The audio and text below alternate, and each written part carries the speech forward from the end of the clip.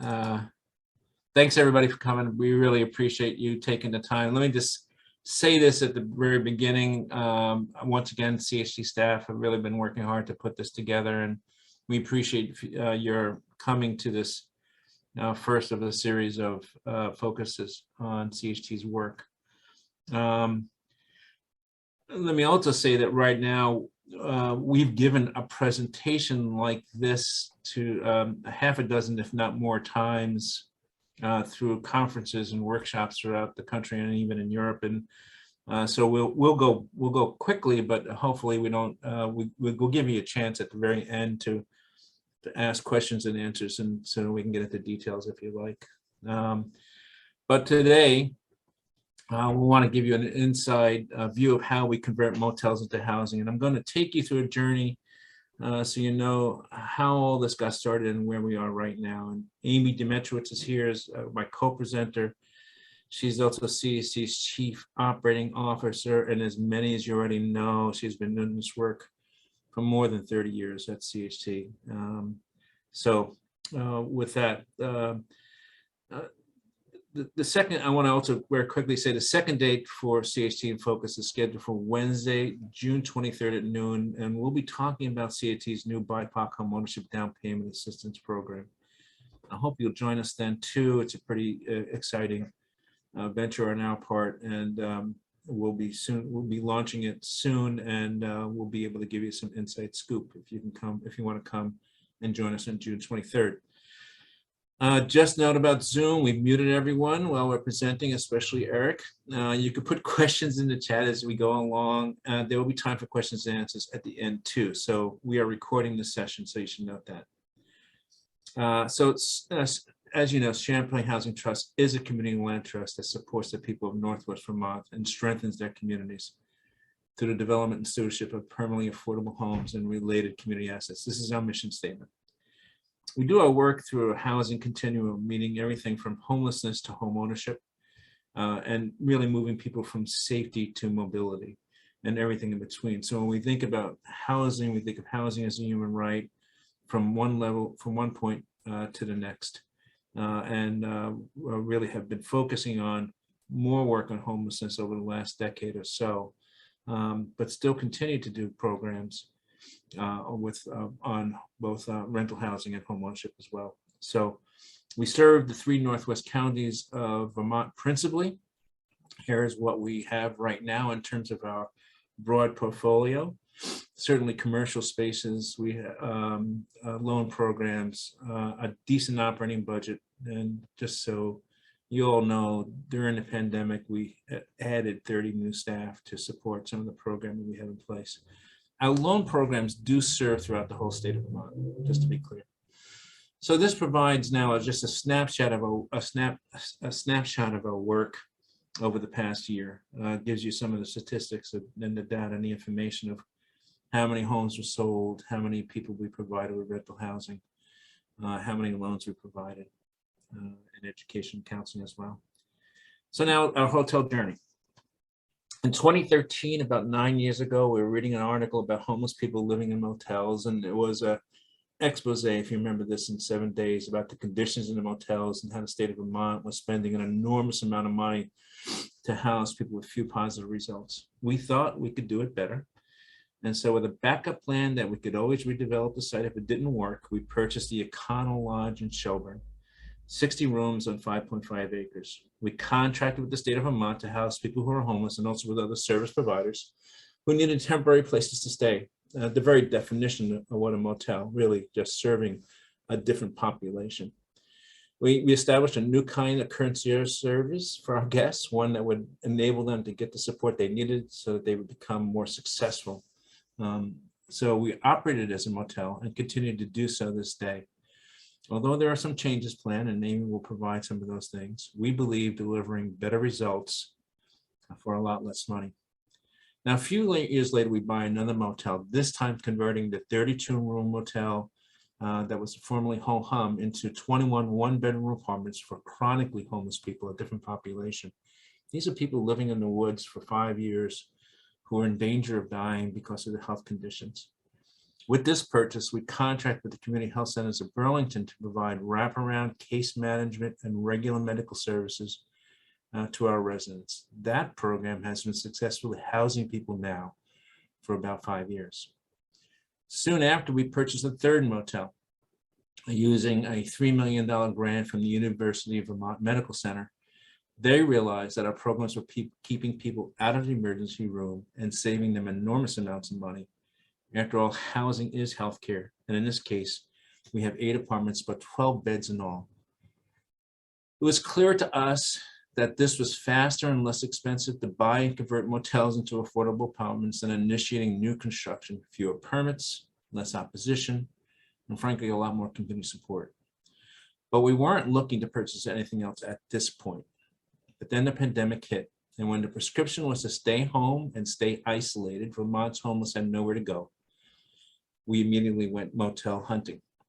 Corona relief funds soon became available at the state level, and by the end of 2020, we had bought 2 more suite-style motels. One in the former Baymont on Susie Wilson Road, which had 113 rooms. It now houses 68 formerly homeless households with 2 full-time social workers on staff. The other Handy Suites across from St. Mike's was 32 rooms, which converted into 21 transitional shelter apartments and offices for the steps to end domestic violence. No debt, outright purchases, about $17 million in grants, all within about a 6-month period of time. Each time we did one of these, the condition of the property and zoning were critical issues for us to review and understand, and we did that for everything we purchased. Then the state of Vermont calls and asks us to buy a 6th motel. Its purpose was to house homeless people who are in need of isolation and quarantined from COVID. We had been doing this at Harbor Place at the beginning of the pandemic, but it was clear that we needed to move this group to a smaller motel and use Harbor Place for its original intention. So we purchased a whole home 2 on Williston Road, and with Harbor Place, it has served nearly 650 homeless households since the start of the pandemic. Now we have a director of hotel operations and a front desk staff that is trained very differently than your typical motel operation.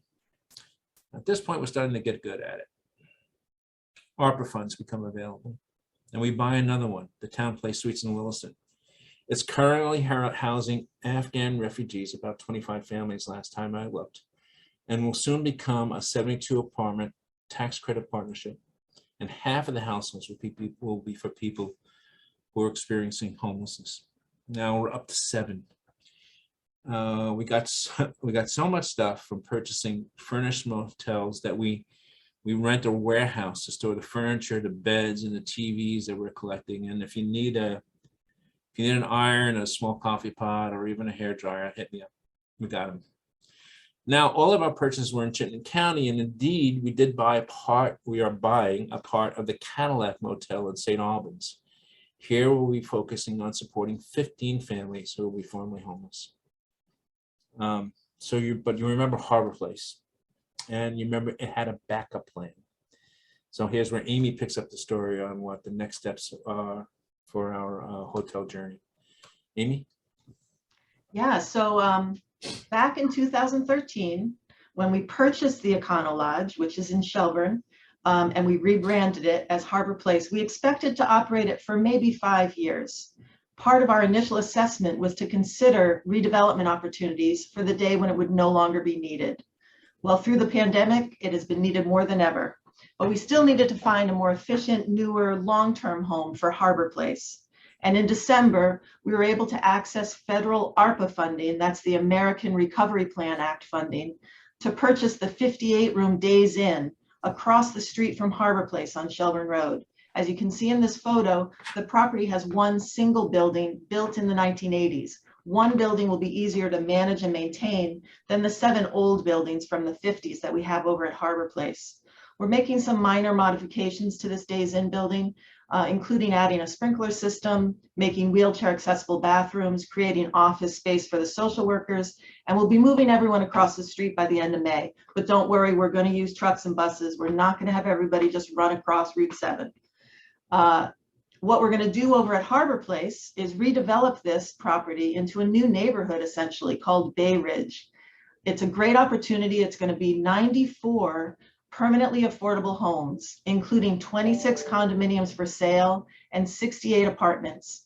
We'll be encompassing the entire continuum of housing at this site, from shelter for the homeless to permanent affordable rental housing to shared equity homeownership. On this plan, you'll see the bottom of the screen is Shelburne Road.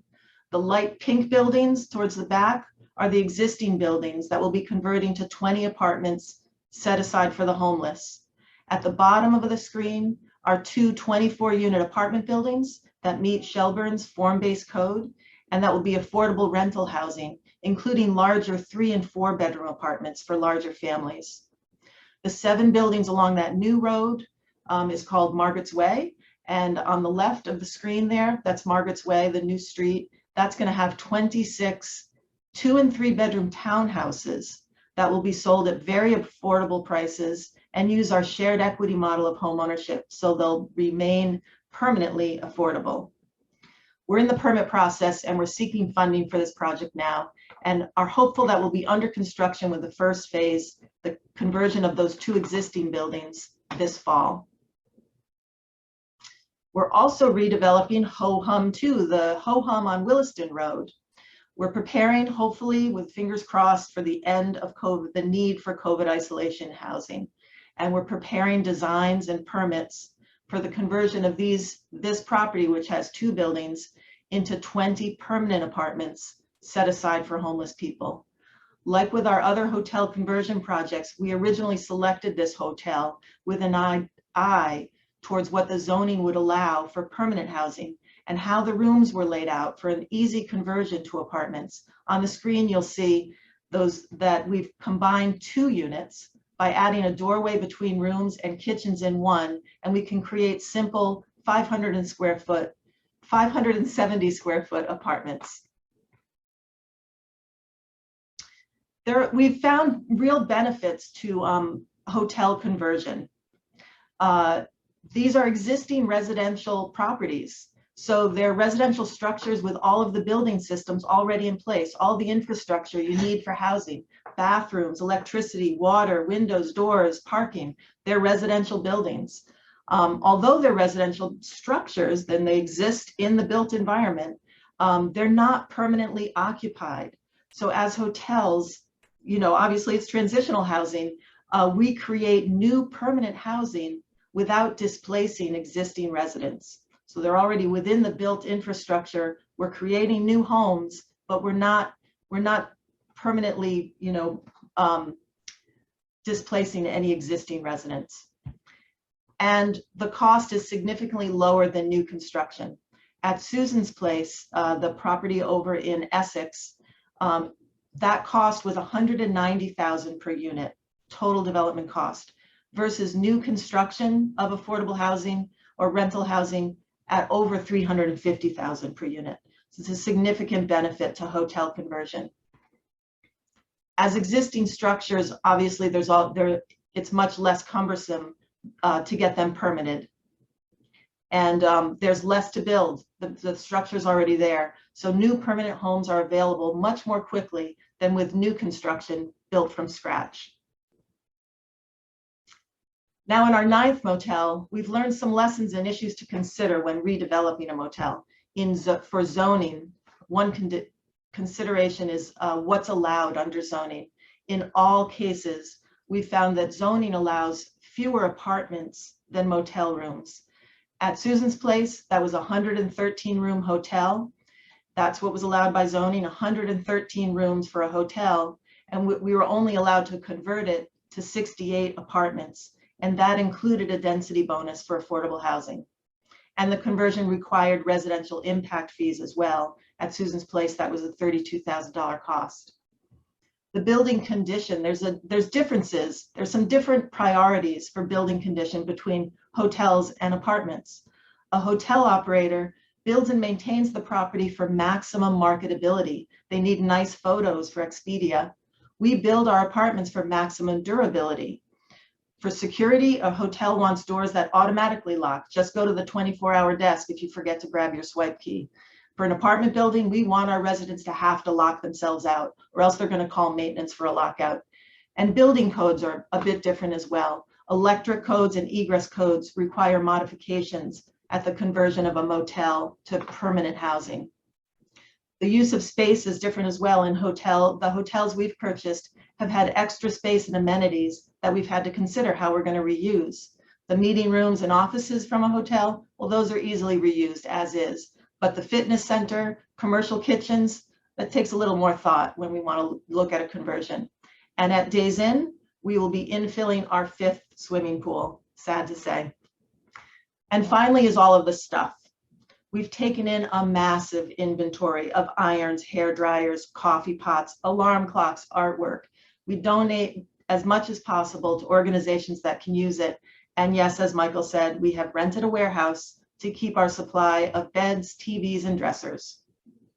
So that was a lot of ground to cover. I'm going to hand it back over to Michael and open it up for questions. Thanks, Amy. And so I don't see any questions in the chat, but if you want to unmute and ask a question, we'd be glad to continue the conversation and answer any questions you have. Feel free to unmute. Joyce, got a hand up. Joyce George? Yes. Is this presentation online somewhere that we could review it later? We're gonna provide you with a link to that, I think, or on an email, certainly. When we we'll after this, we're gonna send you an email and we'll send you a link as well. Okay, I was trying to take notes, but I couldn't write fast enough. That's right, Joyce. Appreciate it. We'll send you some additional information. Thank you. Yep. Anyone else? Yeah, Helen.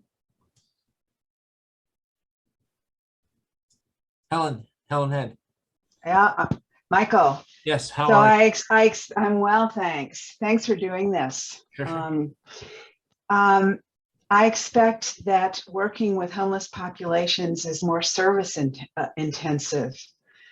And I'm wondering how CHT is tackling the questions about how to provide additional services to people in that situation. Yeah, it's a good question. So it depends upon what we're doing and what particular part of the motel operations, because we went from motels to permanent housing in this, right? So in a couple of cases, certainly we have CHCB, and I see Kim Anderson's here on this call. And so we have contracts with Kim Anderson on the chronically homeless housing we have at the former Ho-Hum on Shelburne Road. But frankly, over the last couple of years, right before the pandemic, we said to ourselves, we need to build our resident services program. And we've been doing that. Frankly, out of some of the operating expenses that we have with some of the properties, we've built in more fees for resident services. So now we actually have a resident services department and a director of resident services, where before we had a couple of folks. Now we have more like 8 or 10, including interns. And so it has intensified our work in providing services to folks as much as possible. We contract and work with others. CHCB is one, Turning Point is another. So we continue to sort of make sure that we're not duplicating the work that's out there in the community or the resources that are out there in the community. But we are continuing to make sure that we bring in, make sure we have our own staff to sort of smooth through the resources that we know that individuals and people need. So Helen, thank you for that question. And somebody else had their hand up and now I've lost them. Where did it go? We have a question from Cindy in the chat. Oh, Cindy asked a question about how much it costs. A very typical Cindy question. Yeah. What would you estimate your average per unit rehab cost to be? Maybe Amy, do you have that? You know, Cindy, each building is unique. Mm-hmm. So, our conversion over at the Ho-Hum or our conversion of the first Ho-Hum on Shelburne Road was very different, much more extensive than what we're going to be doing at Zephyr Place. It comes down to the condition. It comes down to what's existing within the rooms. At Zephyr, they have kitchens. At the Ho-Hum, they didn't have kitchens. So it's really hard to give you an average on that.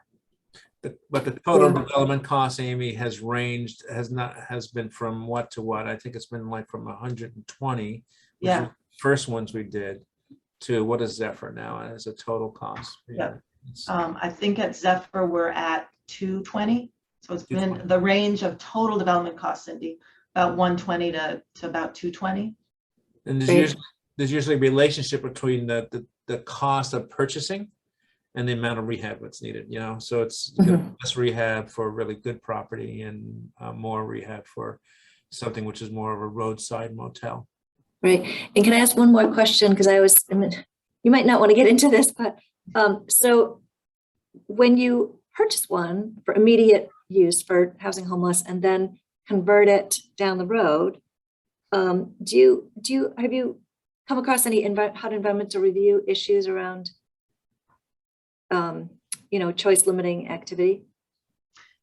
We haven't. Now, the two that we've purchased and operated as hotels, one is Harbor Place. We bought that in 2013. So it kind of, would challenge that question of whether that was a choice limiting activity. And we are using federal funds in the conversion of that project. So that could be an issue, but it's not been an issue because we've owned it since 2013. Right. The Ho-Hum 2, we used CRF funds for the initial purchase. We're not using federal funds we're not using federal funds that require an environmental review in the conversion. So though we haven't crossed that issue at this point. Right. And I just want to say incredible work, really impressive. And just the regulatory barriers are so huge and you figured out ways to do this. And it's wonderful. Thank you. Yeah. Thanks, Cindy. Appreciate that. I think I had a question here from Jeff Smith. What do you believe to be success measures as we move forward and share this information to interested parties? I mean, the measure of success principally initially has been what's the total development cost compared to what it would cost to build new, and how quickly can you do it? That's a real estate success measure, right? And then the success measure for people has been, do people stay in their homes? Can we make sure that they are continuing to be successful as residents? And we've had success and certainly we had failures. When I looked at the numbers for Beacon, which is chronically homeless folks who are living in the woods for 5 years plus, over the last 5 years, about 10 to 15% of those folks have had to leave for various reasons. 85% were still housed. That's a pretty good rate. We have those people now have had permanent housing. We had some regular turnovers where people moved into other apartments in that CHT's portfolio. But that's a pretty decent rate in terms of success, even though we would love to be able to get to 90, 95. 85% is the number where we sort of feel like, okay, if we're not doing that number and above, we're not hitting it, and we are hitting it there.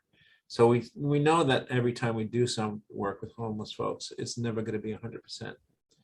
That there's going to be 10% of the folks who are going to need 90% of our work, our support, and the rest of the folks are going to be able to be successful over time. So I hope I answered that question correctly, Jeff, and you'll let me know later on when you see me. Jillian's question is, how do you view the construction of shelter pods to house the homeless? Is this a viable solution for housing the homeless? I think you're talking about the shelter pods in particular in Burlington. And let me just say that I'm actually friends with the person who has led this sort of thing in Seattle. She's been very successful in doing the pod communities there. And we think that it can be a solution to housing homeless. We actually kind of think that some of the motels that we have done in fact are like that in many ways. They are small rooms, they're not huge. They are providing people with sort of a decent level of support. And in many ways, I've actually done, the person who does the work in Seattle, I've been on panels with her. She talks about doing pods, I talk about buying motels, and we're serving the same population of people. And so that's been sort of our work has been really focusing on sort of that opportunity. I know we've had and continue to have discussions with the city of Burlington over the pod village that they want to create on Elmwood Avenue. We continue to provide them with a certain level of support in terms of how it should be managed and the programs and the policies surrounding that. We haven't stepped into agreeing to manage that, but we are. We continue to support CEDO and its work on that in that way. Any other questions? There was a couple of hands up that I missed.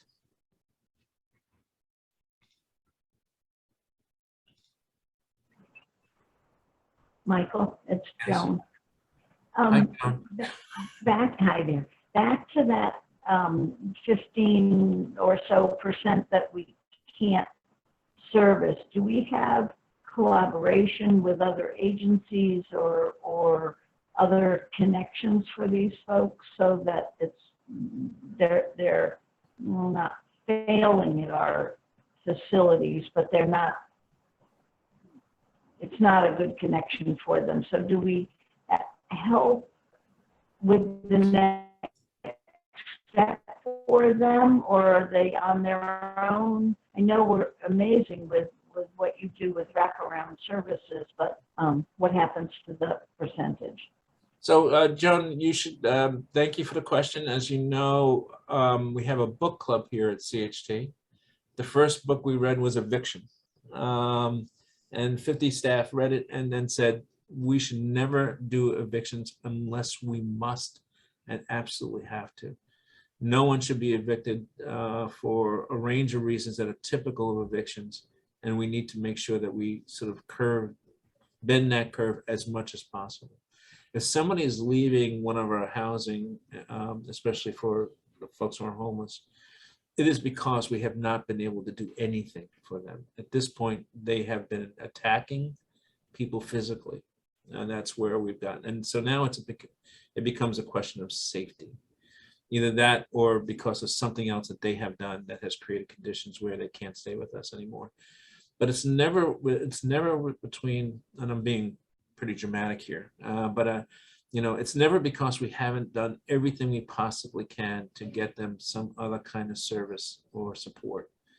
The last person we've had this with, where we had to work through an eviction, we basically got them into a treatment program, a residential treatment program, because that's what they needed. And frankly, the issue we have for us as housers is that much of the issues that we're working on, we're really responding to sort of a crisis in healthcare, mental health care, opiate addiction, alcohol issues, those range of issues. And we're sort of working through that as housers to provide people as much support and services as they possibly can.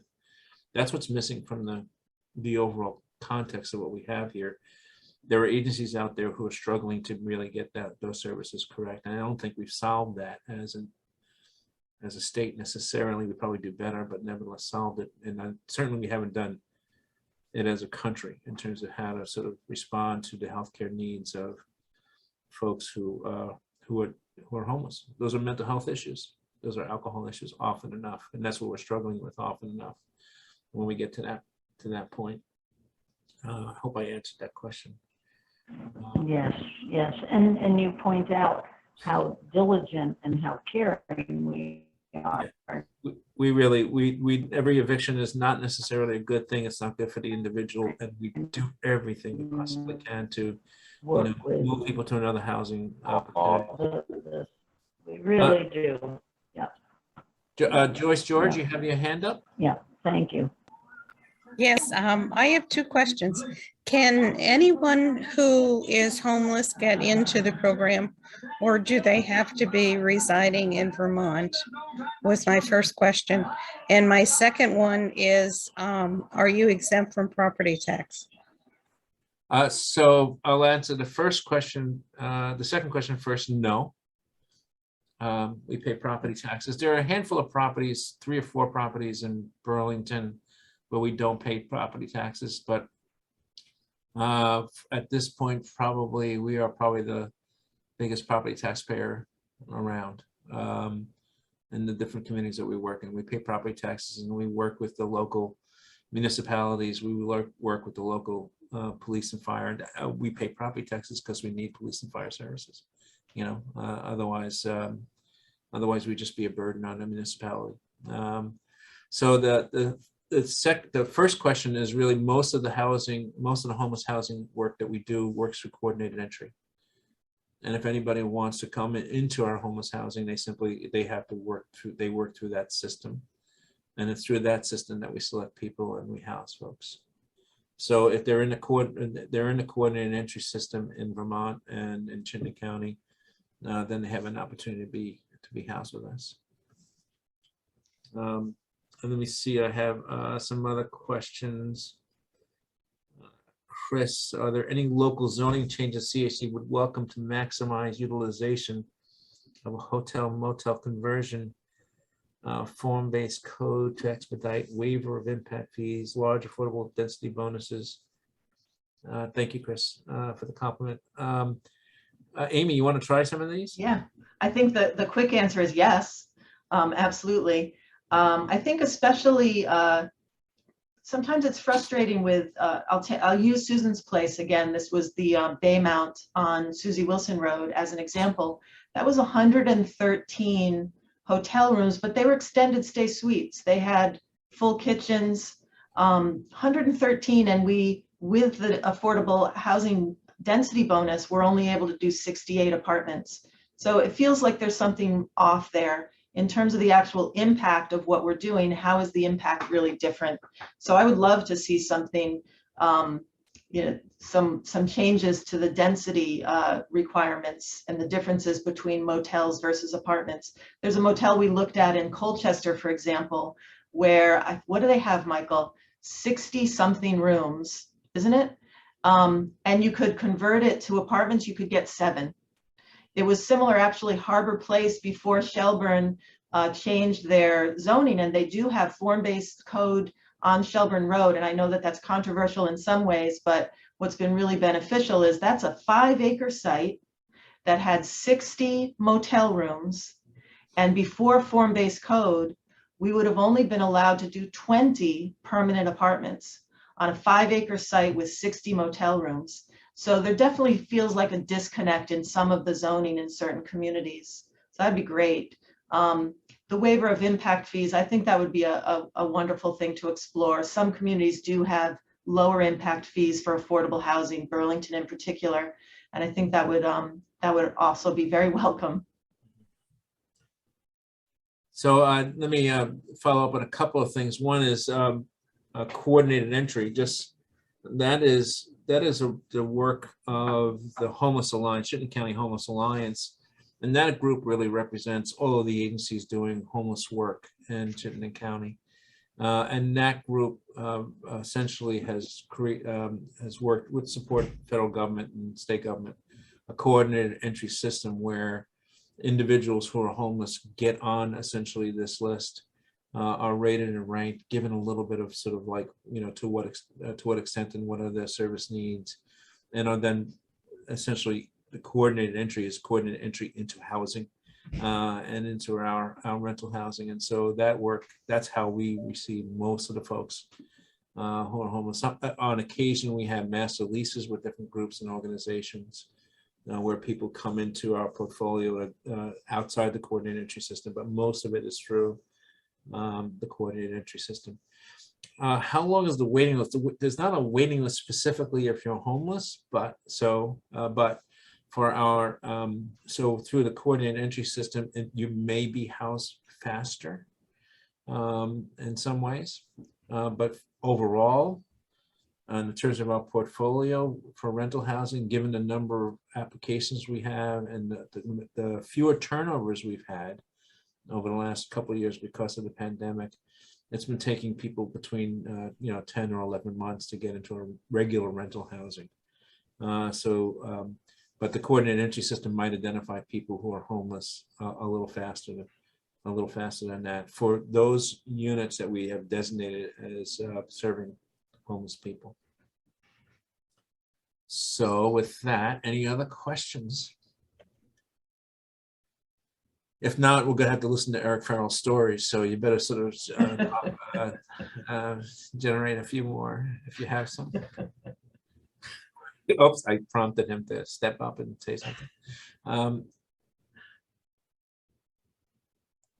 Michael, I can't tell a story because Amy D faxed me an NDA to sign during this meeting. That's right. Don't you forget it, Eric. Yeah. All right, well, Michael, I just have to Yeah. say the camaraderie and the congenialness of the hard work that you do. You put up with Eric, Eric puts up with you, put up with the board, all of this, doing such important work. And we can smile through it. A few times we've gotten teary, but it's just admirable work. thanks, Joe. We were playing music before we started the thing, so we tried to get into the right mood before we begin to sort of do these little presentations to everyone.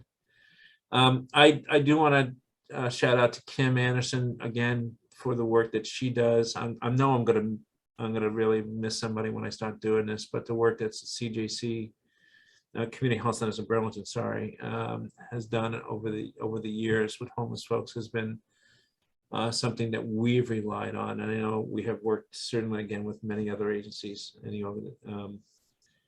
the county in terms of making sure folks are served in some way. With that, any other last questions? Because we're gonna call it a day. All right, staff, we good with that? All right. Thank you everybody for coming. We really appreciate it. I'm supposed to tell you one more thing. We'll be sending you a follow-up email and you can respond to that if you have any more questions if you want. Okay, and it's been great to have you here. We'll let you know also about the next one we're doing. Megha, did you put yourself on camera because you have a question? No, I just wanted to wave and say hi. Okay. All Say right. thank you. I clapped for you.